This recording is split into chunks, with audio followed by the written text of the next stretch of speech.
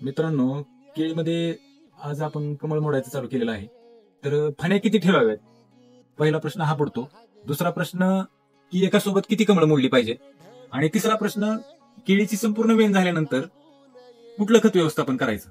नमस्कार शेतकरी मित्रांनो, आज आपल्याला जे प्रश्न पडले आहेत त्याचे सर्वांची उत्तरं मी पूर्ण देण्याचा मला प्रयत्न करील. त्यासाठी आपल्या अकाउंटला फॉलो करून घ्या आणि हा व्हिडिओ शेवटपर्यंत पहा. मित्रांनो, आता कमळ मोडायला आपण चालू करणार आहोत. तर एका झाडाला फण्या किती ठेवाव्यात हा प्रश्न मित्रांना सगळ्यांना पडत असतो, शेतकरी मित्रांना. तर एका झाडाला फण्या जास्तीत जास्त 9 आणि कमीत कमी 7-8 अशा प्रमाणात ठेवाव्यात. झाड बघून फण्या ठेवायच्या आहेत.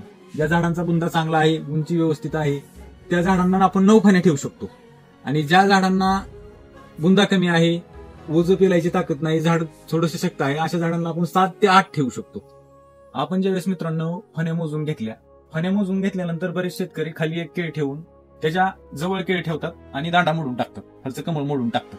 तर तसं नाही करायचं मित्रांनो. आपल्याला याच्यामध्ये एवढा एक 4 ते 6 बोट गॅप ठेवायचा आहे आणि ते केळ हिथं ठेवायचे 4 ते 6 बोटानंतर.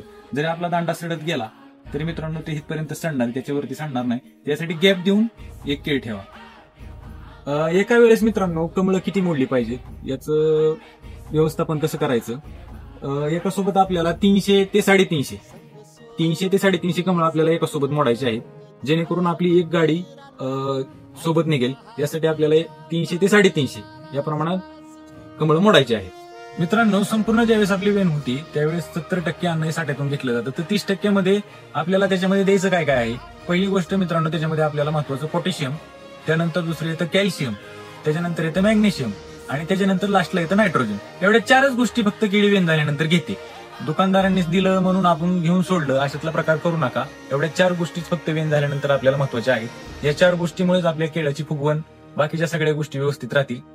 व्हिडिओ कसा वाटला मित्रांनो मला नक्की कळवा. व अशाच नवीन गोष्टीसाठी, केळीची माहिती घेण्यासाठी माझ्या अकाउंटला फॉलो करून घ्या. धन्यवाद.